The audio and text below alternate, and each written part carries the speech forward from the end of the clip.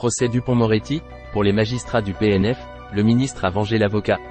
En ce moment, politique, sociale et économie, société, monde, culture et savoir, en débat, science, histoire, sport, vie quotidienne, révélation humanité, l'actu en vidéo, capital versus travail, politique et citoyenneté, environnement, féminisme, voir toutes les vidéos, un mois d'abonnement offert dans l'application.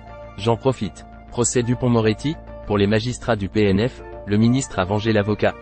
Interrogés mercredi 8 novembre, les 3 membres du parquet national financier, contre lesquels le garde des Sceaux avait demandé des enquêtes disciplinaires, ont dénoncé une attaque du pouvoir politique contre leur juridiction et une vengeance personnelle du ministre. Société. 7 minutes. Mise à jour le 8, 11, 23 à 19h34. Ils ont été entendus comme simples témoins, et pourtant, dans cette affaire, ils sont les premières victimes des soupçons de « prise illégale d'intérêt » qui valent à Éric Dupond-Moretti d'être traduit devant la Cour de justice de la République, CJR, depuis 3 jours, dans un procès inédit pour un ministre en exercice.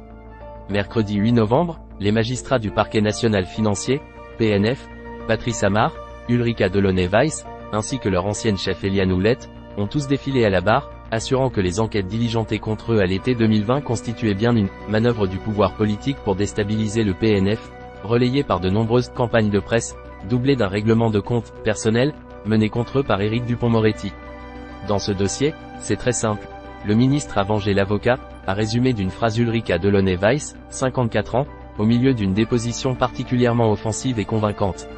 La magistrate, qui a fait toute sa carrière au parquet et en a peu à peu gravi les échelons, jusqu'à intégrer le tout nouveau PNF à sa création en février 2014, une formidable opportunité pour traiter dans de bonnes conditions les dossiers économiques complexes, fonctionner en binôme avec Patrice Amar sur le dossier Bismuth. Cette procédure connexe aux investigations menées sur les soupçons de financement libyen de la campagne 2007 de Nicolas Sarkozy. Les magistrats s'aperçoivent lors de leur enquête qu'ils ont été victimes d'une fuite, et lancent une nouvelle investigation pour tenter de débusquer la taupe, qui a informé M. Thierry Herzog, l'avocat de l'ex-chef de l'État, de la mise sur écoute de la ligne Bismuth. Les fadettes de plusieurs avocats sont épluchées, dont celle d'Éric Dupond-Moretti, un très proche de Thierry Herzog, qu'il a appelé dans la très courte fenêtre pendant laquelle la fuite a eu lieu. C'est ironique, mais en réalité, c'est moi qui vais innocenter M. Dupond-Moretti de ses soupçons. Le contact était trop tardif, ça ne pouvait pas être lui, raconte Patrice Amar. C'était un théâtre d'ombre, un jeu de rôle. La taupe ne sera finalement jamais retrouvée, ce qui ne surprend guère les magistrats. Mais la révélation de cette enquête par l'hebdomadaire Le Point, le 24 juin 2020, va, elle, faire grand bruit. En une, le journal titre « La nouvelle affaire des écoutes ». Et commente « Des avocats espionnés, leur téléphone géolocalisé, comment des magistrats, pour se payer Sarkozy, ont piétiné l'état de droit. Faut-il dissoudre le parquet national financier ?» Cette dernière question est d'ailleurs posée à l'avocat Éric Dupond-Moretti, qui répond « Il faut faire bien plus que cela. Les juges doivent aussi rendre des comptes. Dans notre pays, la responsabilité des juges, ça n'existe pas. Il portera plainte peu après. La machine politique s'emballe et une « enquête de fonctionnement » est lancée par la ministre Nicole Belloubet sur l'action des magistrats du PNF, une « anomalie », relève Patrice Amar. C'était un théâtre d'ombre, un jeu de rôle, poursuit le magistrat. Le pouvoir a fait mine de s'informer de choses qu'il connaissait déjà. C'était un monologue du pouvoir exécutif avec lui-même. Sa collègue Delaunay-Weiss va même plus loin. Avec cette demande d'inspection, on assistait à l'intervention du pouvoir exécutif pour vérifier la légalité d'une enquête judiciaire. En violation manifeste du principe de la séparation des pouvoirs. Les investigations menées par l'Inspection générale de la justice ne relèvent pas de fautes caractérisées de la part des magistrats, mais à la mi-septembre, alors qu'Éric Dupond-Moretti est devenu garde des Sceaux depuis 2 mois, les nuages s'obscurcissent au-dessus de la tête des juges. Le 15, on apprend par la presse que le ministre va demander des sanctions disciplinaires contre nous. Alors que l'enquête dit « Circuler, y a rien à voir », raconte Ulrika Delaunay-Weiss. Et le 18, nouveau communiqué de presse de la chancellerie, qui donne nos 3 noms en pâture. C'est un immeuble qui s'effondre sur ma tête à ce moment-là. Pendant des semaines, je ne pouvais plus rien faire, j'étais comme un zombie. On nous a qualifiés de barbouzes, d'hygiénistes de la morale publique.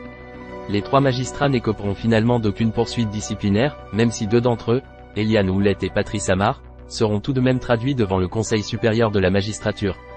Une humiliation, a témoigné Éliane Houlette à la barre.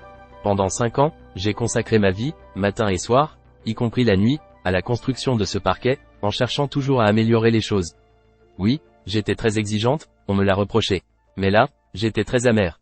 L'avocat général Philippe Lagauche lui rappelle les propos qu'elle a tenus devant la commission d'instruction de la CJR, accusant directement le garde des Sceaux d'avoir profité de sa nouvelle position institutionnelle, de ministre, pour lancer ses enquêtes, malgré le conflit d'intérêts patent qui aurait dû l'obliger à se déporter.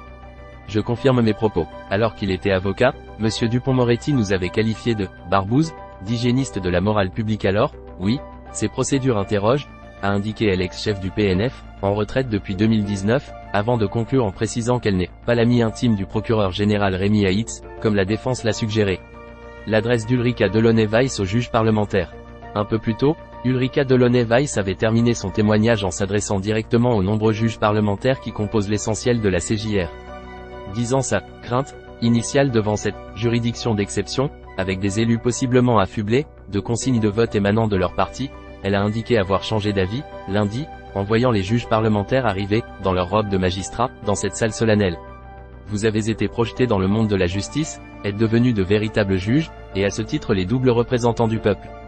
À l'heure du vote, qui restera secret, vous ne serez plus que face à votre conscience, a lancé la magistrate, aujourd'hui en fonction au tribunal de Nanterre.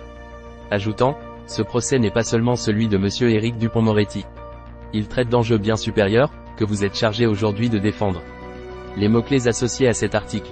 Accueil société conflit d'intérêts. Procès Dupond-Moretti, pour les magistrats du PNF, le ministre a vengé l'avocat. En continu. Articles les plus lus dans cette rubrique. 1. Braun-Pivet et Larcher lancent une marche contre l'antisémitisme entaché par la présence de l'extrême droite. 2. Couple de Moldaves arrêté, commanditaire russe. Mystère et silence de Darmanin autour des tags d'étoiles bleues de David. 3. Procès Dupond-Moretti, mon but, c'était de réussir au ministère. Le reste, je m'en foutais. À lire aussi. Procès Dupond-Moretti, mon but, c'était de réussir au ministère. Le reste, je m'en foutais.